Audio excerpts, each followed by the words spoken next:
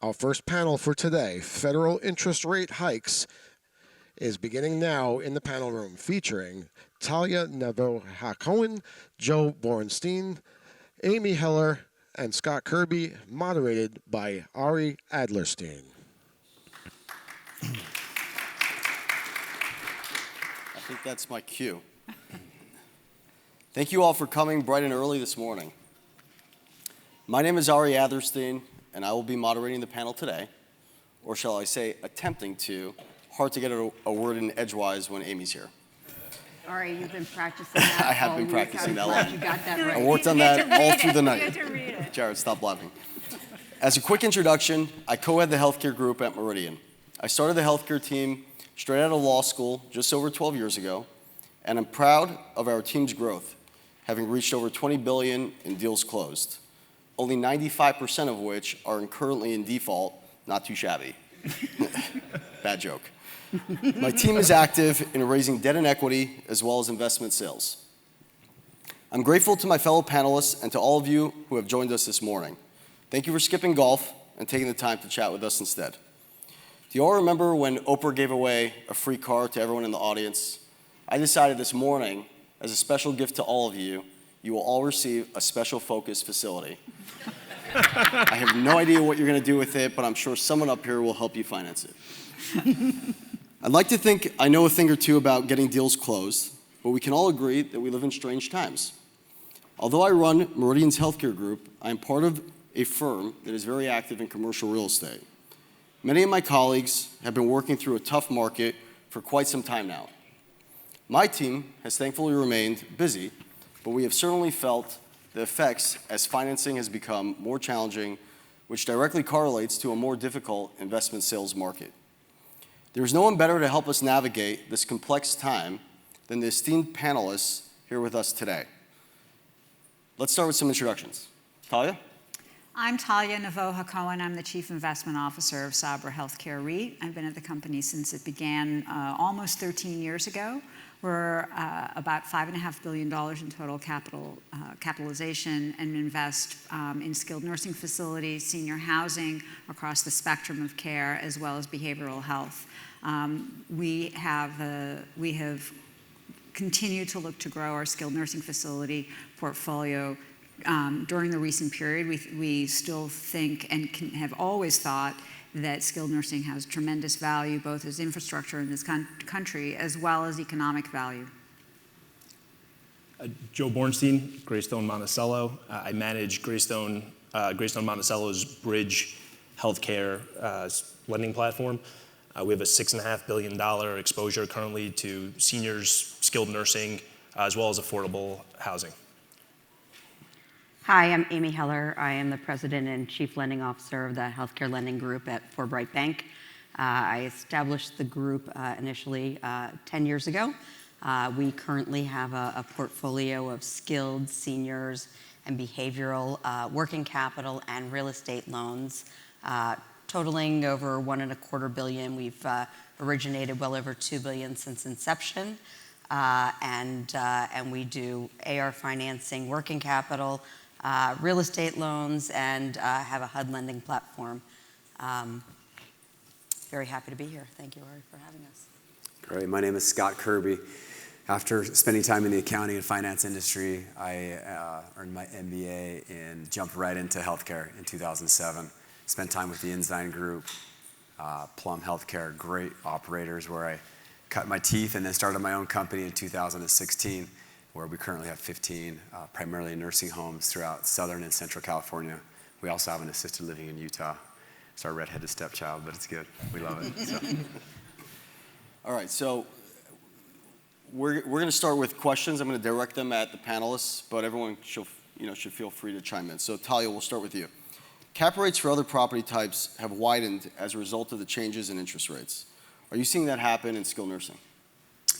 I think theoretically we're seeing it happen in skilled nursing, but it's really hard to make a solid judgment because there are not a lot of stabilized skilled nursing buildings out there for sale, certainly.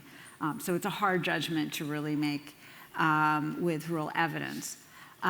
What we have seen, and I think we're seeing this even in senior housing, is that the measure of value is really shifted for the time being to a per unit or per bed basis.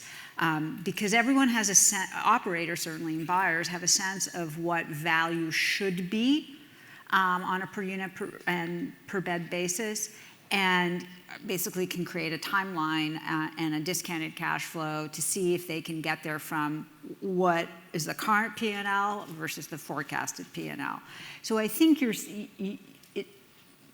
it has to be true, just sort of from fundamental economics and capital asset pricing model that cap rates have widened for skilled, but they were already fairly wide, so the amount they would widen relative to the debt markets is also not as great.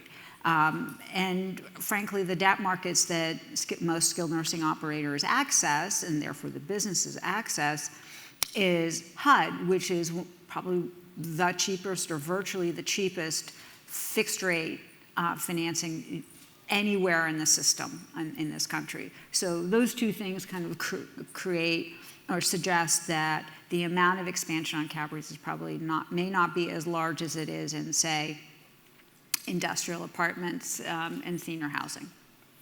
I mean, I agree with that. I think that the skilled nursing price per bed is something that a lot of our buyers are increasingly focused on. And it's interesting because cap rates, like you said, Talia, they've been wide, right? 12.5, 13 versus like senior housing, 6, 7, maybe 8, right? So we've always seen that.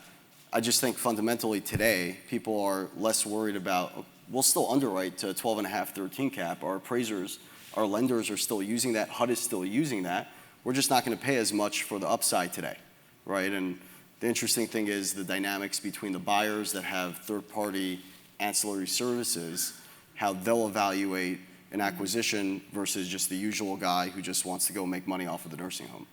Well, I think that's actually a really significant difference in terms of the buyers coming to look at deals. And as I've explained to my colleagues and certainly our board, they have completely different math because they're valuing different NOI streams.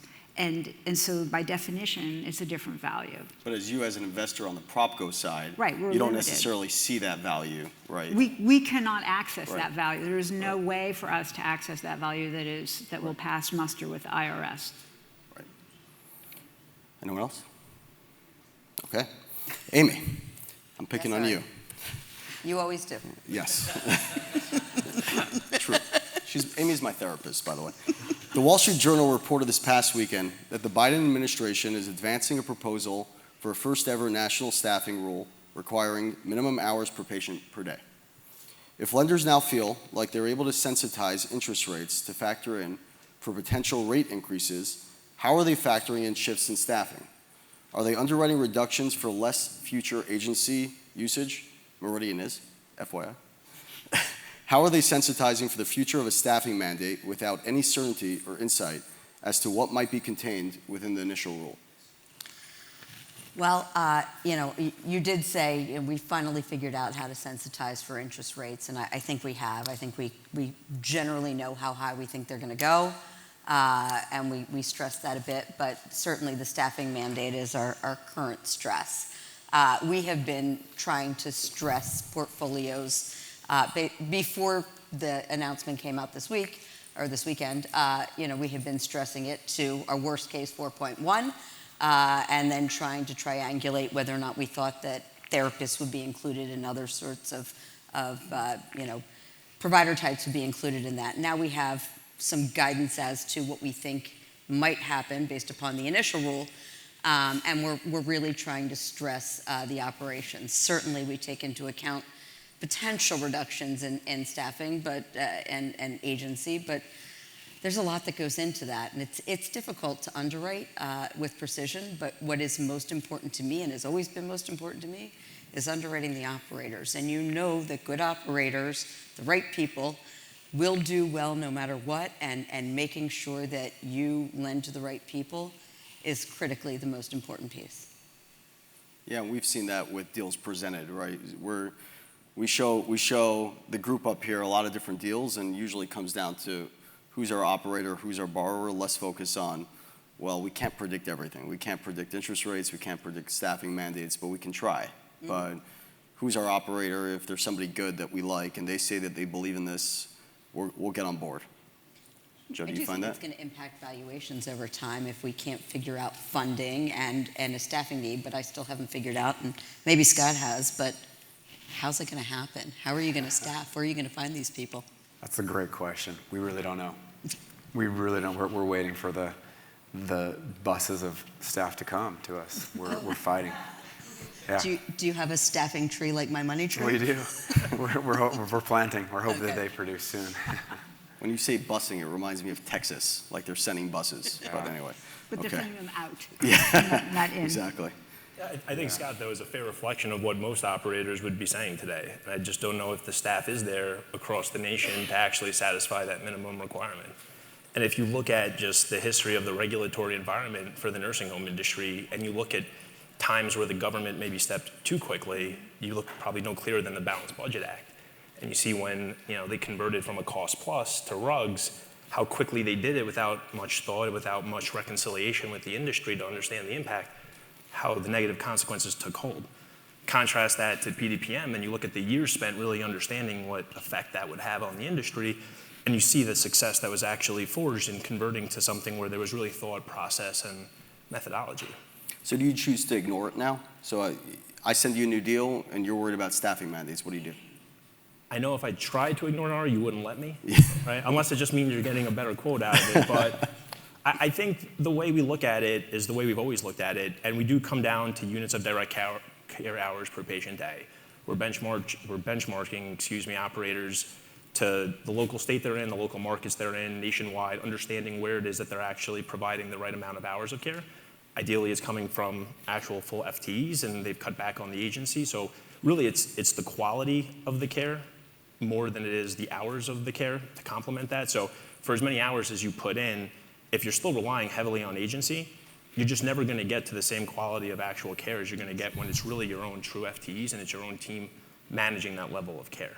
So I think you can benchmark to a number to a certain measure, but then beyond that, it comes down to the critical component of really who is the staff and who is the team. And to Amy's point, who are the people, right? It's the people who are going to ultimately create the outcomes. You know what I think is interesting, though, is that what we're not taking into account is the fact that I think there's going to be some technology. I don't know, Scott, if you agree. There's going to be some technology that can hopefully replace some of the blocking and tackling that some of the caregivers are giving. And so hopefully the caregivers will finally be able to give care. Yes. And we'll need fewer of them if we can supplement with technology and AI. Absolutely. We're already starting to see a lot of that actually shift offshore. A lot of the busy work that our staff does, that in the morning we'll show up and that will be ready for us to review and implement. So it cuts hours and hours. So our team can actually go deliver the care they need to. So I think technology will be a big part of what happens in the future to deliver. Okay, Joe, even with all the headwinds, deals are still getting done. What are the key factors you look to in deciding to pursue a deal in today's market, outside of the fact that if it was originated by Meridian, we're probably going to pursue it? I think for as much as there are headwinds that have faced this industry, I think all the more there are tailwinds that continue to solidify the fundamentals. You just look at the continued aging demographic and the ever-nearing silver tsunami. You look at states one by one who now that federal stimulus is well gone, the states are double-downing into the industry. You can look at Tennessee, Pennsylvania, Wisconsin, just as examples of states who come and really reinvested into the industry and increased the rate to meet the ever-growing pressure from wage labor inflation.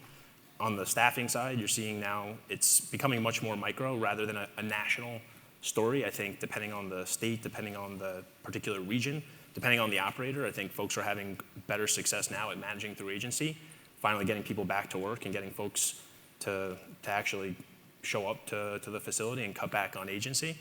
And then, as Talia mentioned also, you look at FHA, right, as HUD as a backdrop to all of this. You have a secure channel of stable permanent financing, providing stable financing and stability to the industry. So at the end of the day, it really comes down to, with all the fundamentals, if it was that easy to really succeed, everyone would be doing it. But truly, well, not to give you too much credit here, but truly who you lend to is more important than what you lend on. So what gets a deal done? It's really, understanding the past, the present, and the projected future of every opportunity that gets put in front of you. Every opportunity has a story to it, and ultimately, how you're going to create that success is going to be driven by a team of folks, and really it's the strength of the leadership down to the folks on the ground. Who's your chief clinical officer? Who's head of ops? Who's running audits on MDS? Do you have internal CFO or are you outsourcing it? Really just getting deep into the team who's there, who's responsible and charged with implementing the strategy for creating that transition. And more important than the cash flows that are there today, how do you ultimately project to achieve the cash flows that you're projecting for tomorrow? Because just as maybe difficult as it may seem to take a transitional asset from bleeding cash flow to cash flow positive, it can be just as easy or even easier to take a cash flowing asset and see it completely deteriorate in the hands of a new operator. So truly what's getting a deal done for us is understanding not just the overall fundamentals, but understanding operationally who's at the helm and downstream that's actually going to create the opportunity. So it's not on my list, but FHA. I mean, we have two FHA lenders on the panel, Amy and Joe. Word on the street is it's not so easy to go to HUD right now. And they're making it more difficult, right, with contingencies and reserves and stuff that we've never seen before. Is it still fair to say, like, get this done and we'll go to HUD? Is that your current mindset, and not directed to either of you? You want to take it first, or you want me to? Yeah, I think nothing's without its challenges, right? There's always going to be some friction at some level, but at the end of the day, what you do have is the commitment from the U.S. government backstopping this space. It really amounts to near critical infrastructure at this point in terms of what the skilled nursing industry is to the people of the United States. So to see truly FHA, to see the government take a real step back from their commitments, I think would create almost a doomsday event that whether left, right, not to be political, nobody wants to see the frail, the elderly, those who really need the care. You are seeing that in Fannie and Freddie, though, right? We could talk about that. Yeah, It's a different universe, and it's a very different landscape, and it's not without its reason to be discussed. But what you're really seeing there, and I think the headlines in private pay seniors, just to cut it down, I think there's still a lot of great opportunities. There's a great story to be told there. Not that it's not without its distress. You have $8 billion probably in tax-exempt defaulted debt. You're seeing the agencies and other large lenders having their issues. A lot of that has to do with, I think, just overbuilding secondary, tertiary markets where the fundamentals don't really support the building, and the dollars aren't there to reinvest into the capital infrastructure the way that it really needed to be. So there's a lot to unwind there, but it's not exactly an apples to apples conversation. But Ari, I would say HUD is still active. It is certainly more difficult to get deals through. They are scrutinizing more than they've ever done before, and I think appropriately so. I think they're finally paying attention to the good players and maybe less good players, if I can say that, and making sure that, like me, they're lending to the right people. So yes, there are additional restrictions, but there are deals that are getting done through HUD. I think we need to present the best deals to HUD, and I will tell you we've got one in underwriting right now that I feel phenomenal about because I think that the story is a really good story to tell. So it might be a little tougher, but I think we just need to play it out and allow HUD to see all these things play out, and I think it's still the best long-term fixed rate solution for our owners. All right, let's move on. Scott, as the sole operator on the panel, you bring a unique perspective. Financing is really tough right now. How has that changed your mindset as you evaluate acquisitions? Yeah, that's a good question. It's a different industry. There are deals that we've walked away from that we wouldn't have a year ago. There are deals that, because of the increased demand on equity, where a year ago we would have gone in and the bank would have loaned 75, 80%. Now they're coming down to 60, 65. So the amount of equity coming into some of these deals has gone up, which has scared some of our investors. We have certainly had to become a lot more creative on how we're going to do these. It's difficult because when we see opportunities out there, we as operators get so excited because we know who the operator's been, we know some of their weaknesses, and we know what we can bring to the table, how we can turn operations and where it can go. It's just, it really has put us in a position of how are we going to get there, and what bank are we going to use? How can we do this? And in some cases, the banks have backed off entirely, where we then have gone with some of our REIT partners, and the REITs have come in, and we've done. In fact, we've got 4 deals right now with a REIT because Talia just perked up, by the way. Yeah, Yeah, I know. yeah. Why aren't you deals with Talia? I met Talia this morning, so there we go. I'll take the wire later. So we've got 4 REIT deals that will close soon, but those just become more easy, where we know where we can take these operations. And REITs are usually not our first choice, but we have great operations with REITs, and so it's changed things. We certainly fight, and we try to be as creative as possible with our equity partners as well as the lending institutions. But it is becoming more difficult, and deals that would be slam dunks a year ago, just they're not. And so either the price needs to come down, and some sellers have. It depends on who's selling, right? Some of these mom and pops, they believe the value is still where it should be, and they're not going to back off. But we have found some that have come down. So the economics of the deal still work out where we can still go through and Where's your portfolio? make What it happen. states? California primarily. All California? Yeah.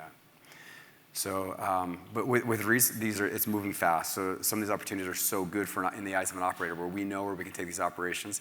It's a no-brainer, and the REITs can write the check. It's pretty quick. So we've shifted a lot. Do you get purchase options from the REITs? No, with the current REIT that we work with, we don't yet. So Talia and I will talk later. But we have. There's a deal we're looking at now where there's an equity group that will come in and buy it entirely with equity and with a purchase option in 2 to 3 years. And we get excited about that but again, it's about being creative. We know where we can take the operation. We know what's going to happen. It's just getting us from today to 2 years down the road, where we're very optimistic about where rates will be, but more importantly, where the operations will be and how we can get funding once we turn these operations and stabilize things. So it's good. It just causes us to do more of a dance, to think more outside the box, and to get more creative. But the deal flow for us hasn't slowed down. It's just a matter of how can we get there. We're spending a lot more time figuring out how to get there rather than just. Have you taken on more deals over the last, 12 months? Absolutely. Yeah. It's been, especially in California, with the change in the law, with the chow process, we've seen a lot more activity in California. But that's in these headwinds. So despite the headwinds, despite the challenges, our deal flow has never been higher. Talia, now's your chance to sell us on the REITs.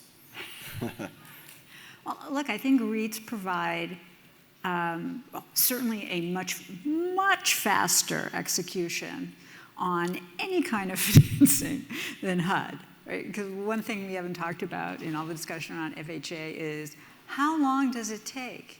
And it feels like it takes a year, but certainly I haven't heard less than 6 months, and I've heard a year plus at this point. And if you're trying to make a deal, you can't sit around and wait that long. That deal will be long gone to someone else. And so I think REIT execution, speed, access to which is really about access to capital and knowledge of the space,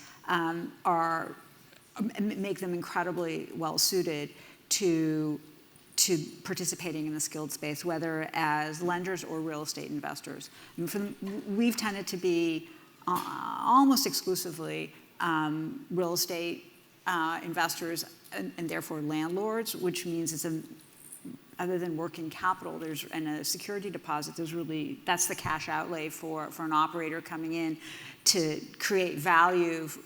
Initially, it's going to be a slog on a turnaround maybe, but the value creation opportunity and the cash flow creation is for the operator, not just the REIT, is really great. But you'll allow some sort of ramp up.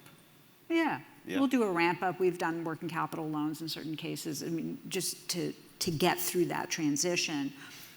And we actually have offered people purchase options because more and more groups are demanding it, frankly. But we've done it in the past.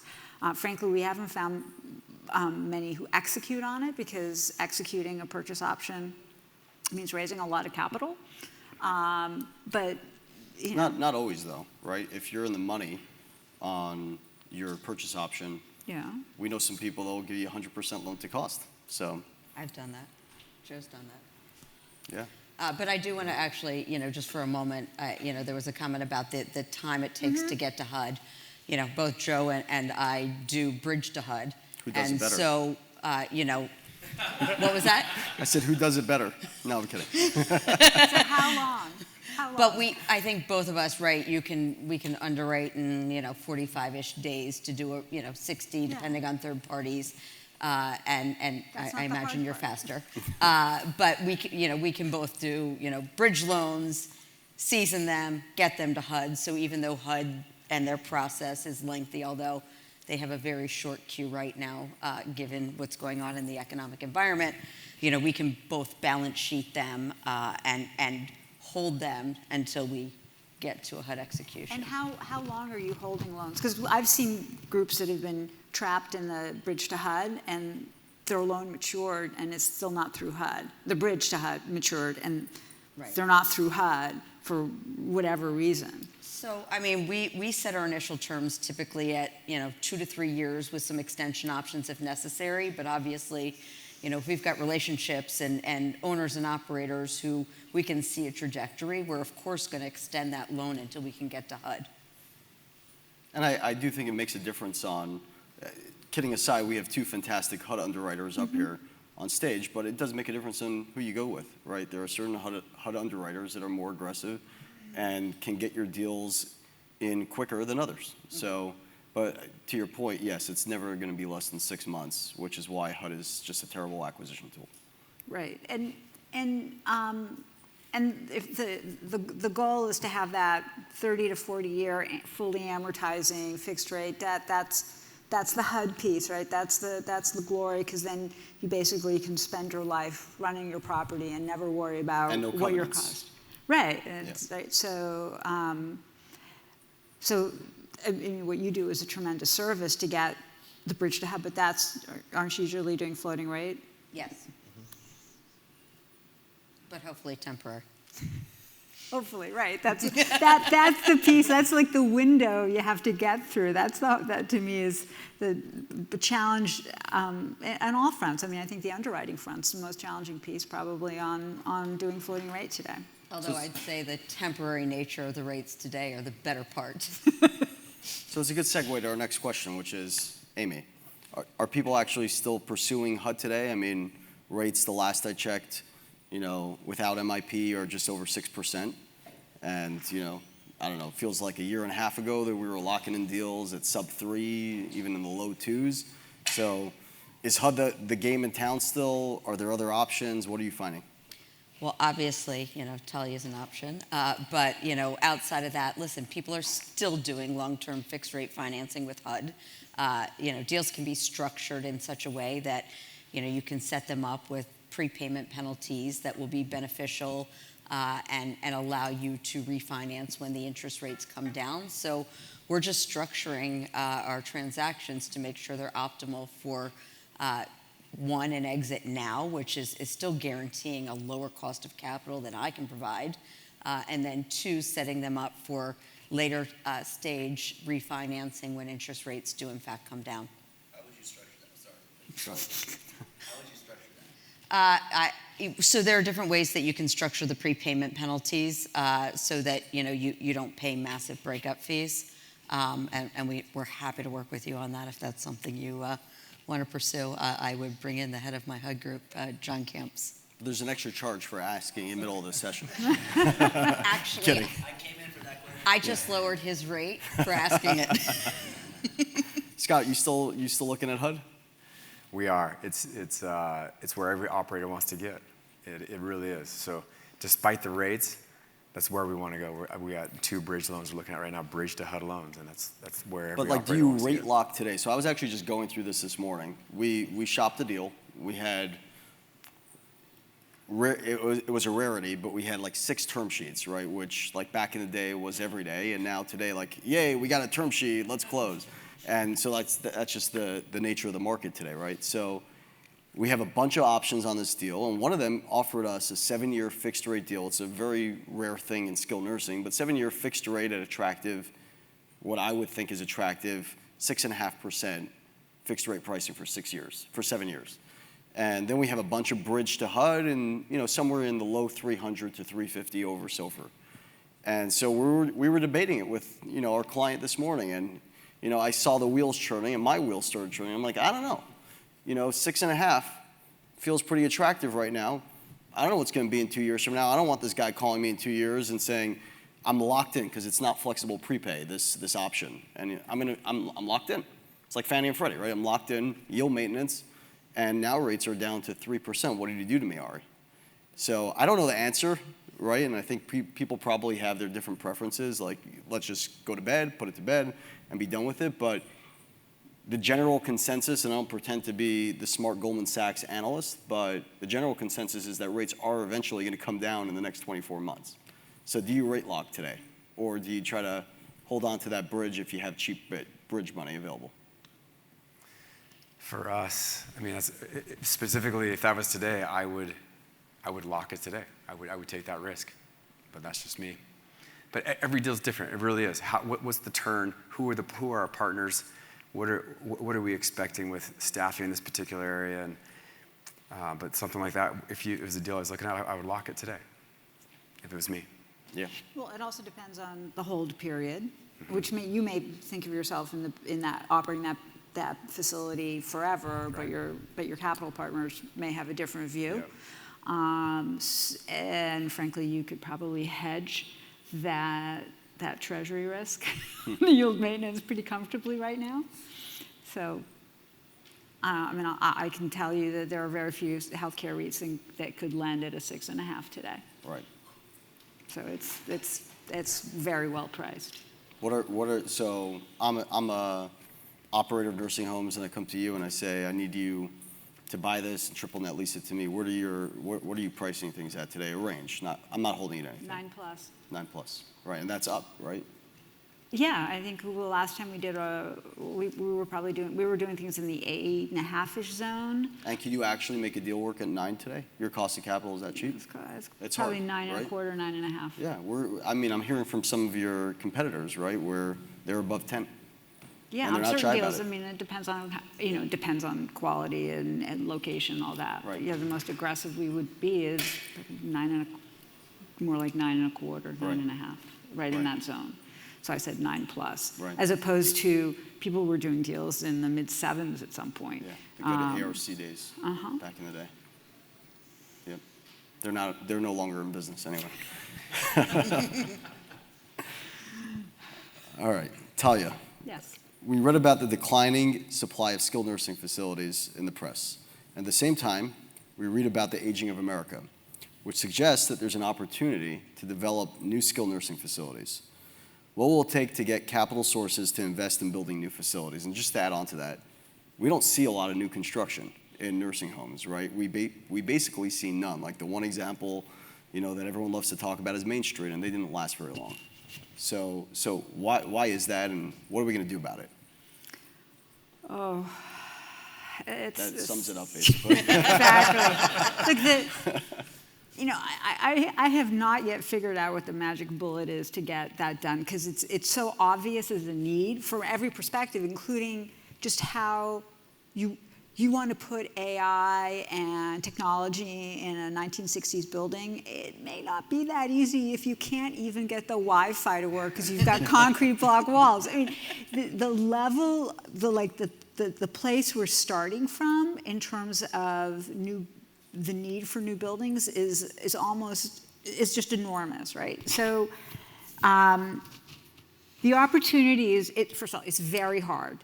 And you mentioned Main Street. Main Street was basically a developer, not an operator, and they built their buildings and leased them to various operators we all know. I don't know that any one of those operators was able to make that an economic equation for them in the end. So part of that speaks to the fact that a developer develops to exit and go out and do the next development, and an operator has to operate in that building under those economic terms, whether it's rent or interest or whatever, and they have to do that somehow sustainably for a long period of time. It's a long-term commitment. So you've got diverging approaches on the hold period, if you will, and living with consequences. So I think one of the first things you have to think about is marrying developers with operators so that they understand how to build. If you look at some of the developer designed buildings or built buildings of in the recent past, there is a tremendous amount of non-revenue producing space. And it just becomes space you have to pay for, but it does nothing for you. You need beds. That's what you need, right? And you need the right kinds of beds and the right size of beds and certain amenities, and you need space for things that generate revenue, whether it's the right size therapy gym and maybe a dialysis unit, all vent unit. There's all kinds of things, but that's the wish list. That's not necessarily how a developer approaches it. So that's sort of one piece. Second, the regulatory hurdles on a state-by-state basis are very high for the most part. Texas, not so much. California, very much. Very much, right? So there's probably the two extremes right there. So, and CONs, right? So you just have so many challenges on that side. In California, with whatever OSHPD is called now, you have even greater hurdles. So, and every one of those hurdles means time, and time is not a friend to a construction financing and planning process. So I think those are the challenges. So until there is sort of direction and vision that's unified, and until, frankly, the government understands that they're going to run out of places to put grandma and grandpa, I think it's going to be very hard to get there. But there will come a time. I mean, HUD provides construction financing, but I've seen one of those deals in my years in the business. It's not easy. Yeah. Not very an easy rarely process. done. I don't know, Joe. Senior housing has done a fair amount of it, but not in skilled nursing. No. I've only seen one in the senior housing space. That's it. Even that's hard just as a HUD process. Yeah. So I think those the starting point of the challenges. But there are going to have to be other solutions. Home health is not the solution to this issue. That's a whole other. Somebody should just really create the right design and then replicate it all over the place, right? But it has to be, like you said, building the Waldorf for a skilled nursing facility is not efficient. Most operators don't want to pay for it, right? You And can't they build a 15 can't. and They can't. can't. Yeah, it The doesn't make sense. economics aren't justified. Right. With rare exceptions, if you're in a high-end area and something's all private pay. But still, Short-term then rehab. you've got cost of land tends to be high. Right. The economic equation has to make sense. Right. And it has to be sustainable. Are you doing any ground-up construction, Amy?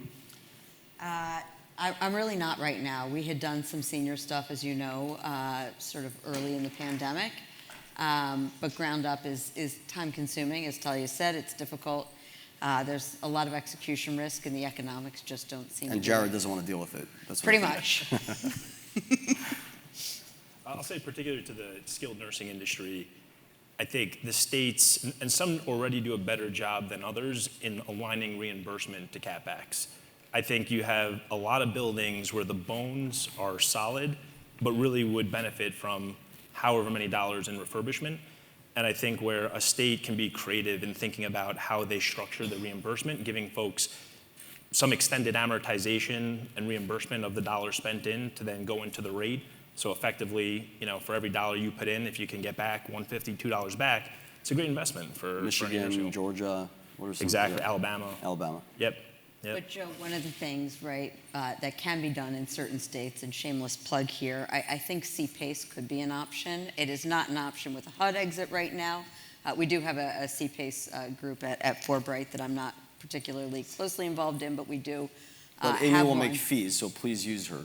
Yeah. But CPACE could be an option for certain property types. We've been seeing a lot of CPACE, right? And it's like a birthday present if you can get it. So Yeah. why not? All right, so we touched on this a little bit earlier, but Joe, directed at you, you play in both worlds similar to me. We do a lot of senior housing, we do a lot of skilled nursing. What are the differences that you're seeing between the two of them? It seems to me that skilled nursing has been, much more resilient than senior housing. And obviously the news from Fannie and Freddie and the distress, and we just took a vanilla senior housing deal directly to the agencies. We shopped it to a few different agencies for 1.5 debt service coverage, in-place cash flow, and it was just like disheartening. the reaction from both Fannie and Freddie was pretty disheartening. Fannie was just like completely checked out.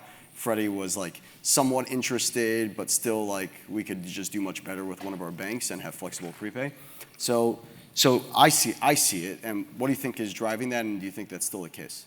Yeah, I think at the core, the skilled nursing industry, it is truly a need product. If you are a resident in a nursing home, you are there because you need to be there, not because you want to be there. I think when you look at seniors, I do think on the whole, there is actually a need for a lot of the product that is out there. And especially when you look at assisted living Medicaid, you look at what New York's done with the ALP program, you look at what Illinois has done with the SLIF program, other states out in the Midwest and West where I think the states have gotten smart and realized that there is this demographic that sits there in a nursing home today where if you're paying as a state $250 to $300 a day, they don't really need to be in that level of acuity setting. You could put them in an assisted living facility, but you have to pay the operator enough to make it, actually successful for them to do so. And so I think there is this story, I think when you look at the whole of assisted living and seniors housing, where you really see the headlines of distress. You reference some of the issues that the agencies are having. You see it again in the tax-exempt market. And I think that when you drill into what's happening in seniors, there really are different pockets and different stories to be told. And I think where the biggest distress is coming from right now is on the private pay side in secondary and tertiary markets with Class B or even older and worn down real estate in markets that just fundamentally don't have the demographics, whether it be just in terms of population density or just in terms of affluent and wealth, nor do you have a product that's attractive enough to command the rents that you ultimately need to make it work. And I think a lot of operators have tried to play the game to some degree of even trying to discount rents, to some number to try to increase occupancy.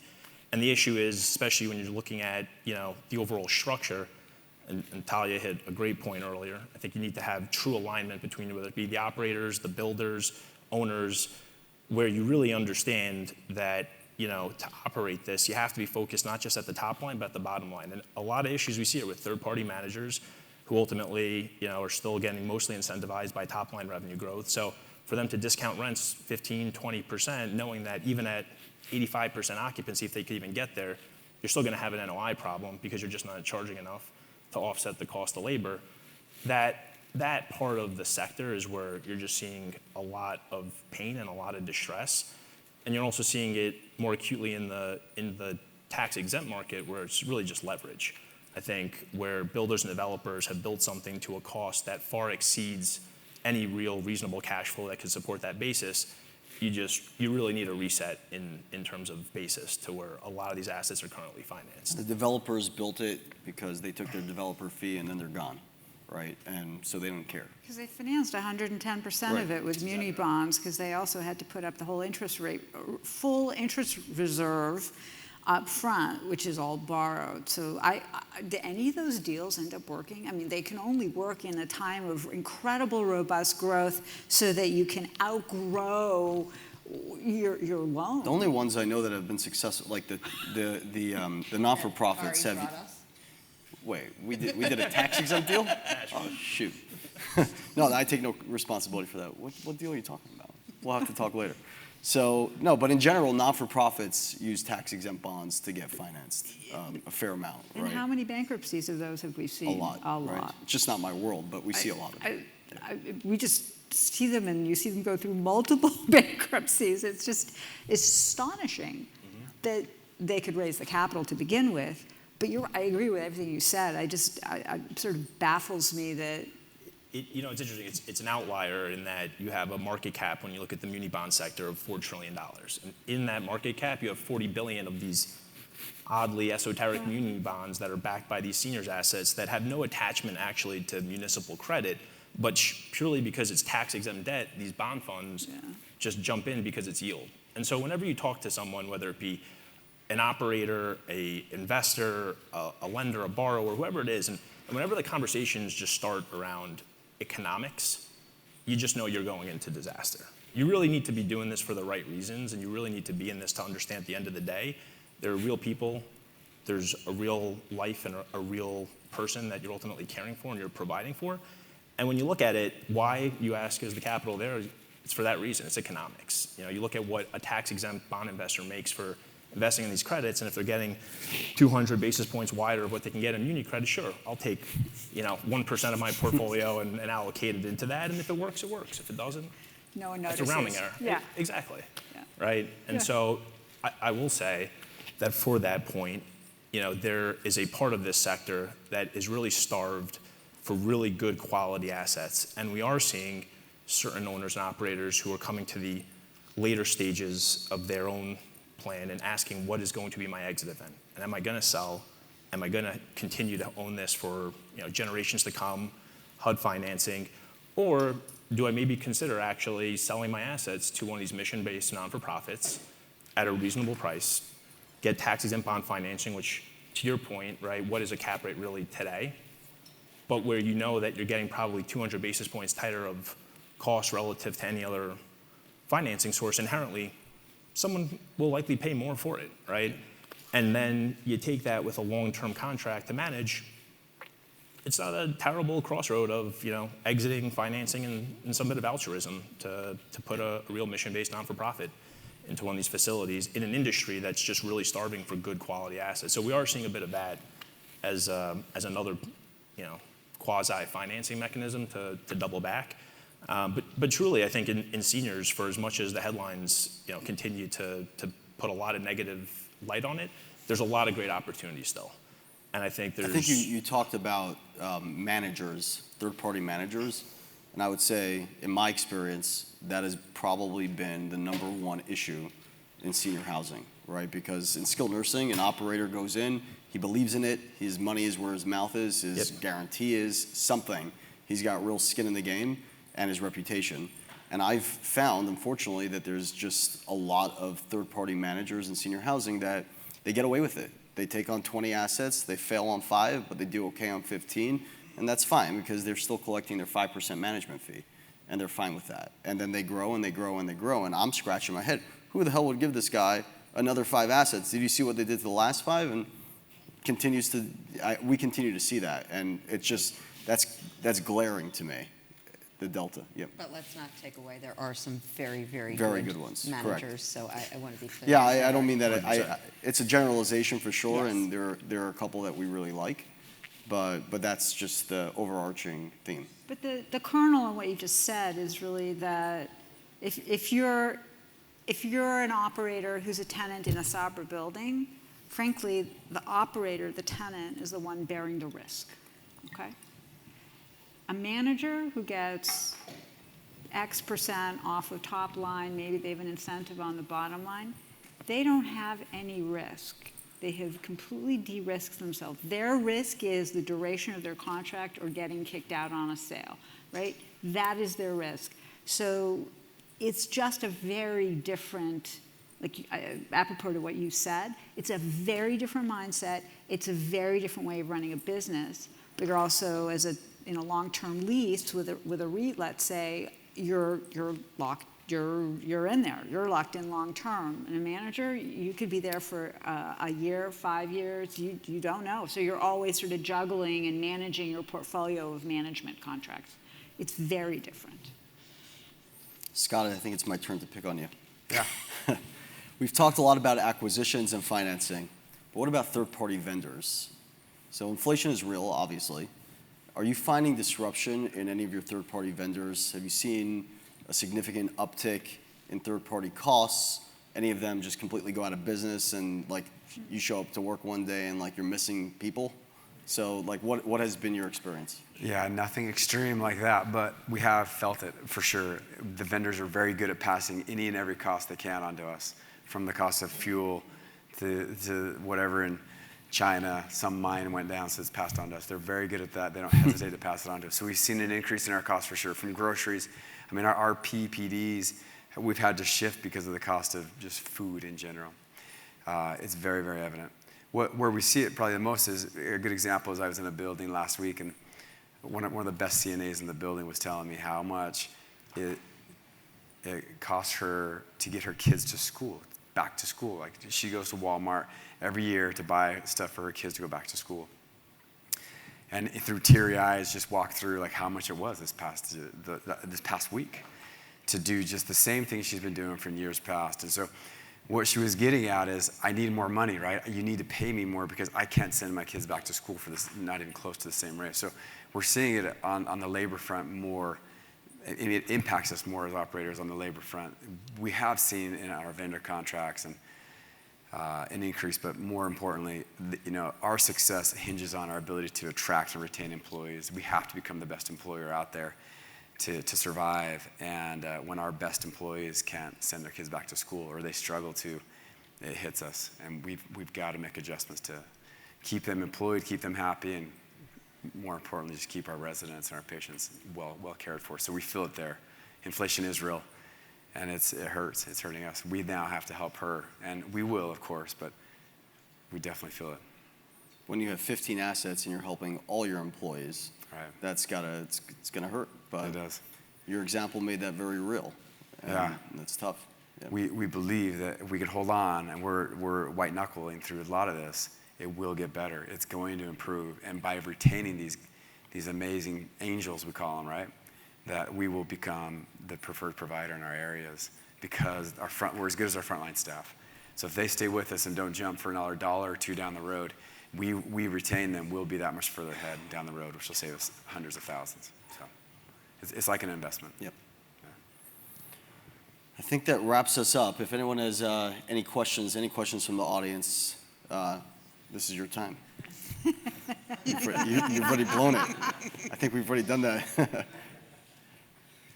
Anyone? Anyone want to know where I got my suit? No? Okay. I do. That's a secret.